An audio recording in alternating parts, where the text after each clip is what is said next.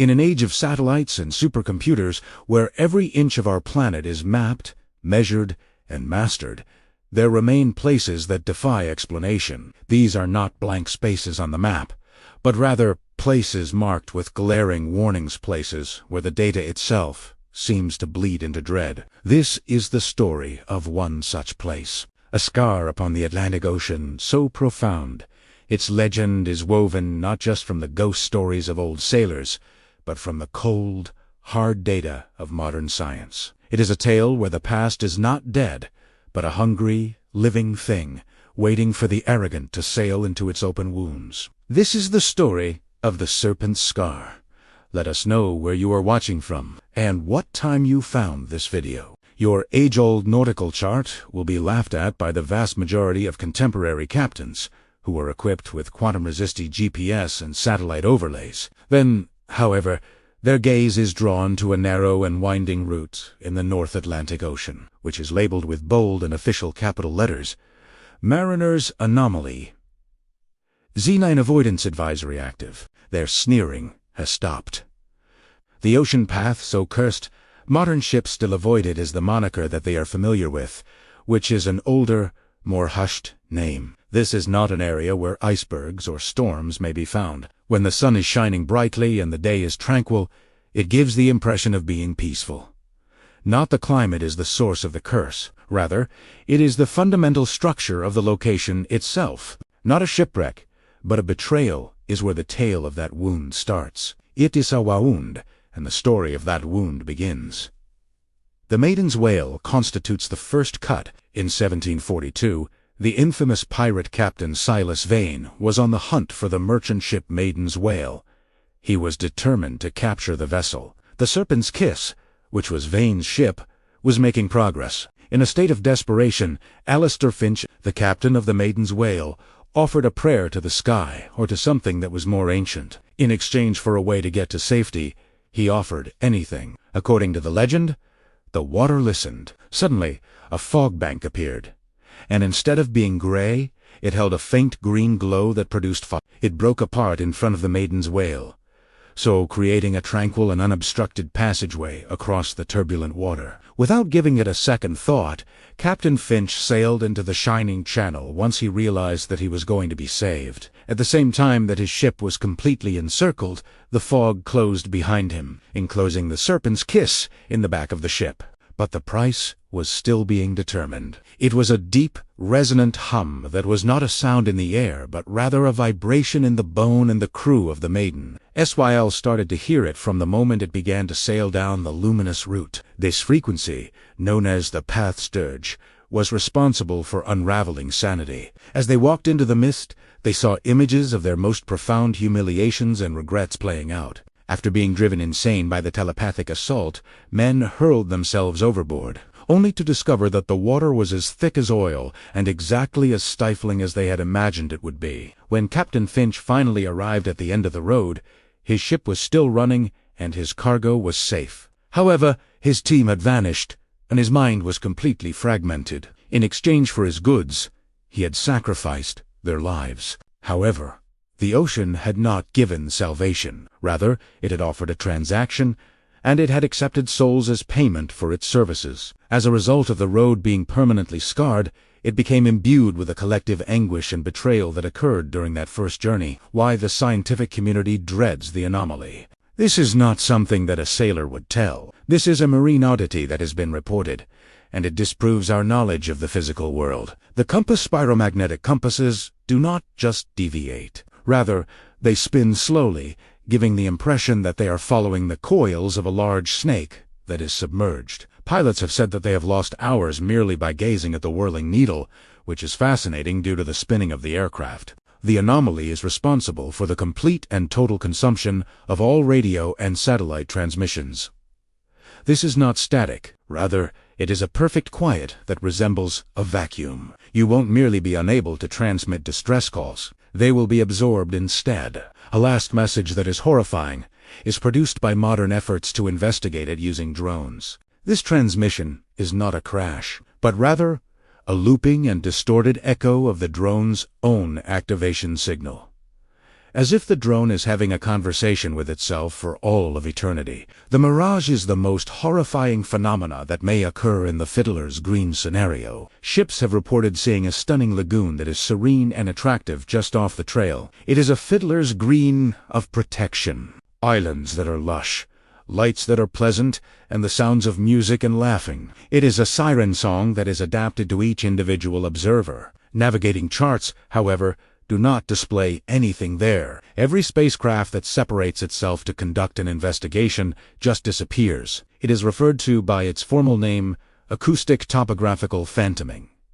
There are just a few of people who have survived, and they refer to it as the Siren's Gallows. 2018's The Odysseus incident is the subject of the modern encounter. It was the final test of man's superiority over myth that the supertanker Odysseus, a billion-dollar leviathan of steel and automated systems, would be constructed with the intention of cutting their journey by 12 hours. The ship's new captain, who was a fervent rat, devised a plan to sail directly through the anomaly. The first hour was a typical one for everything. After then, the dirge started.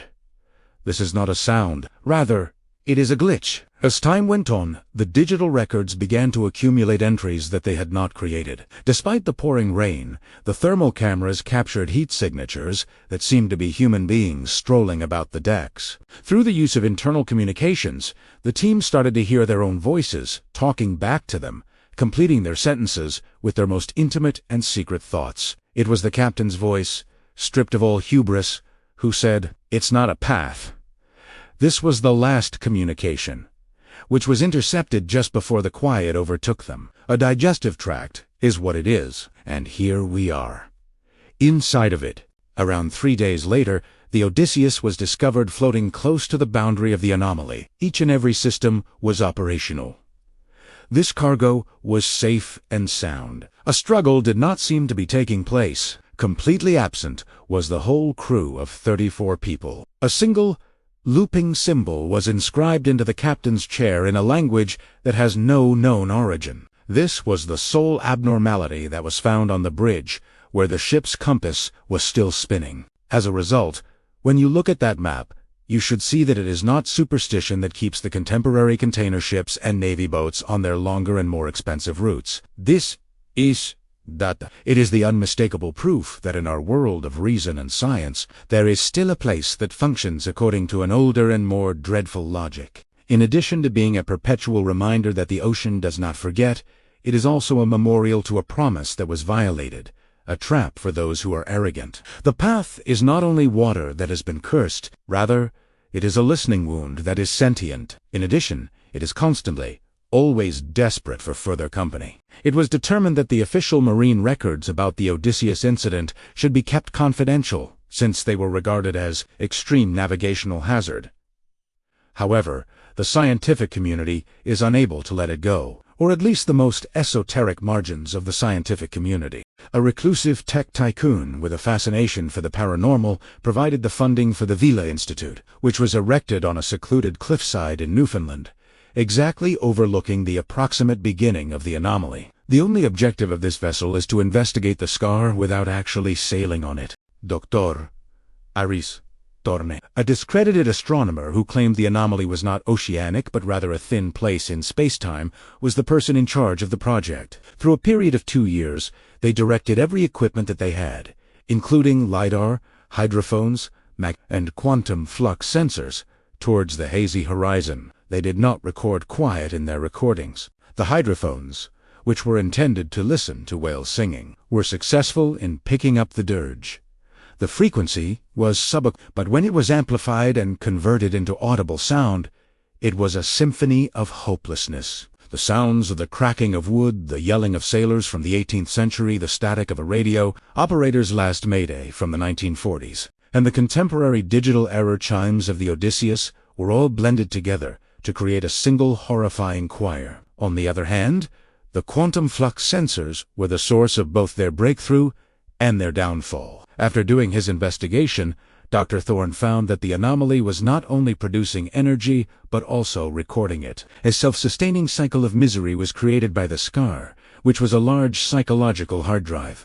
The extreme emotional pain of those who perished inside it was imprinted into the very water and air, producing a loop of agony that perpetuated itself. The secret log that Thorne kept, which was eventually retrieved, included the following. This is not a curse in the biblical sense. This is a cataclysmic ecological disaster for the psyche. It was a leak of pure moral depravity that constituted the original event, which was Finch's betrayal. There is now a permanent, supernaturally poisonous place known as the Path, which is releasing sadness into the surrounding ecosystem. A look at the flow of memories.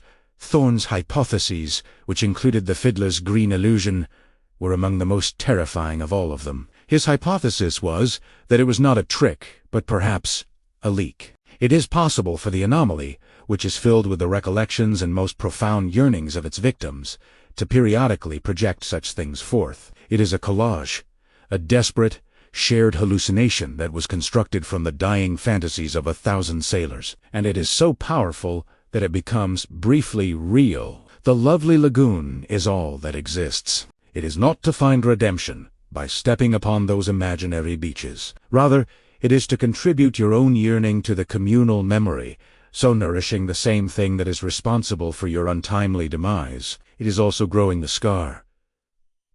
There are moments when the currents that transport its infected water come into contact with regular maritime highways. Sometimes people refer to them as bad memory days. The crews of ships that are dozens of miles beyond the official boundaries have reported experiencing an incomprehensible sense of dread during these days. They see that the shadows on the lake are transient. The wind carries their names in a whisper, and they hear them.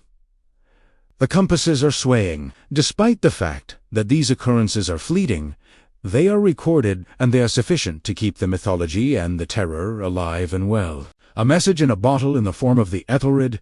It was a furious data burst that was encrypted. That was the last communication that came from the Vila Institute. His voice was scarcely identifiable, breaking with a combination of fear and triumph. Thorne's voice was barely recognizable. They are aware of it. Rather than a mind similar to ours, it is a pattern, an unending cycle of sorrow that perpetuates itself. It gained knowledge from Finch's avarice. It was appreciative of Vane's rage. The narratives are consumed by it. It acquired a new appreciation for sarcasm as a result of the Odysseus. It is not only digesting us for us, it's a kind of curation. As was the case with the Odysseus, the institution was discovered to be empty. Thorne's primary monitor, which was left on and repeating, was the sole sign that there was. A real-time satellite picture of the serpent's scar was projected on the screen instead. Another, more compact route that diverged from the primary one was superimposed on top of it, and it was outlined in eerie green lines. The spiral was a wonderful example of geometric design, yet it was a form that had no place in the natural world. After that, a raft that had just one person washed up on the strand in the Hebrides a month ago. It seemed to have been weathered, as if it had been a shipwreck that had occurred decades ago. They discovered a solitary mummified corpse inside, dressed in a deteriorating uniform from the 19th century Navy. There was a bottle with a cork that was held in its hand. There was not a parchment inside the bottle. Rather, it contained a high-definition image of the crew of the Odysseus that had been maintained in excellent condition. The two of them are embracing one another, while standing on the deck with a smile on their faces. The sun is shining strong.